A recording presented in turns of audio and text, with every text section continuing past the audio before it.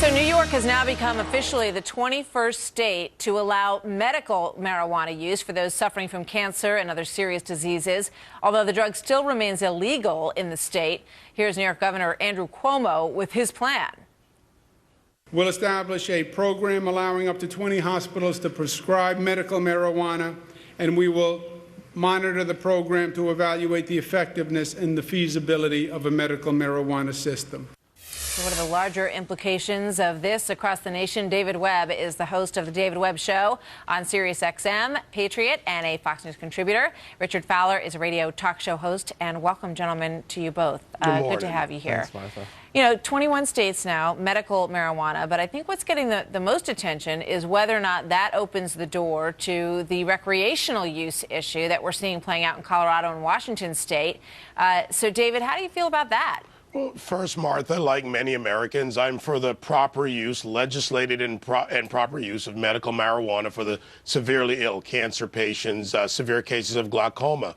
I'm not for doing it by executive order because then it opens the door to not only other issues, but to enforcement issues, to preventative issues when it comes to preventing misuse. These programs have been badly administered in the past, and this is the problem we have with executive order. Rather than go with the Albany dysfunction where Democrats want to tax something and Republicans don't want to go ahead and discuss how to write proper legislation for the state, we now have a case that opens the door with a test case, which is no monitoring and no way of doing true enforcement.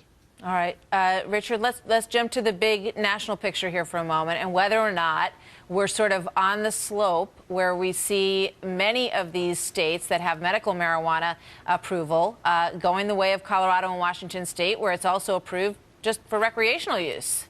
Well, I got to tell you, Martha, I don't have a libertarian bone in my body. This might be the only one that I do have. I think there should be less government when it comes to the use of marijuana. I think every state and every governor in the country is going to be watching what happens in Colorado and what happens in Washington state. How much money can the state actually generate? How much money can this bring in? How can it cut the state's deficit? How can it decrease the prison population? And that will be the determiner of what happens all across the country. But I think New York is taking a step in the right direction and saying, hey, listen, if you want to have a joint because you're feeling sick, you're allowed to do that. And I think it's a great thing. You know, I looked at videos in Colorado, and, you know, you've got sort of clubs where you can go and hang out. Everybody's really happy. They're walking into the shops. They're buying, you can get an ounce. $400 an ounce is what, you know, because there are so few places where you can go in and buy it. Here's a look at some of the shops where they're selling it. You can get a quarter of an ounce if you live outside of the state, and then you're not allowed to take it across the state lines. But what they're worried about is that people are going to keep going back and forth and buying more and then try to sell it on a secondary market. That's one of the big concerns that they have in Colorado right now. But just in terms of the big picture as a nation, is this a direction that we want to go in, David? No, it's not. And we'll use California as the example, or San Francisco was one of the best test cases of failure, where what happened was there were people who bought marijuana legally and then went and used it to trade or sell to trade for other drugs. We have a problem with drug abuse, whether it's farming, as in PH, farming parties in this country with pharmaceutical drugs, and we don't want to open the door by creating another avenue of trade for other drugs that people want to use. It is a gateway drug for many. It may not be for all, and we cannot have a society that essentially has an intoxicant that is not moderated in some form. It's why it's illegal. You know, I mean, as a parent, I look at this and I say, you know, and obviously it's illegal still for kids under 21, but you have to think about what the message is here.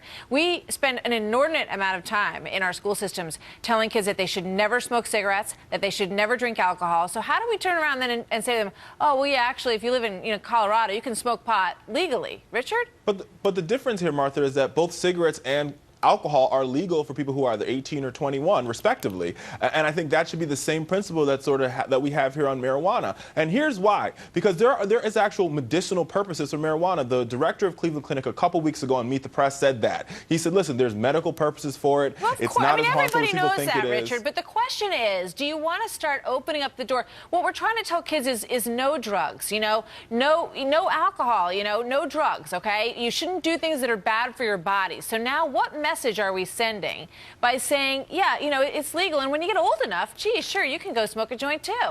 Well, I think every drug should be taken in moderation. I think we could all agree on that point, whether it's alcohol, cigarettes, or marijuana. But I think in this particular case, it's just really time for the government to sort of get out of the way here. I think what we've seen is harsh government regulation. I'm not the one to say this, Martha. Usually this is not coming from me. But there's harsh government regulation. There's harsh penalties for nonviolent offenders who happen to have marijuana, who are selling it or buying it. And I think we can save money. We can generate revenue. And on top of that, I think we can release, sort of roll back some government regulation here. Martha, this quick, David, revenue approach and this quote, tax revenue is a farce. There's not enough tax revenue, true, David. even in Colorado with $1 million Attorney in General the first Camilla day. Harris said that it would generate millions of dollars in the state of California. Real The quick, total I really picture in the budget of a state, the tax revenue from the sale of marijuana, legal or otherwise, not enough to make a dent in the deficit. There are many other things we can do. It's like the argument to open more casinos because you got a tax base from Exactly. it. I got to go. David, thank you very much. Richard Fowler, thank you. We'll revisit another day, I think. Bye, guys.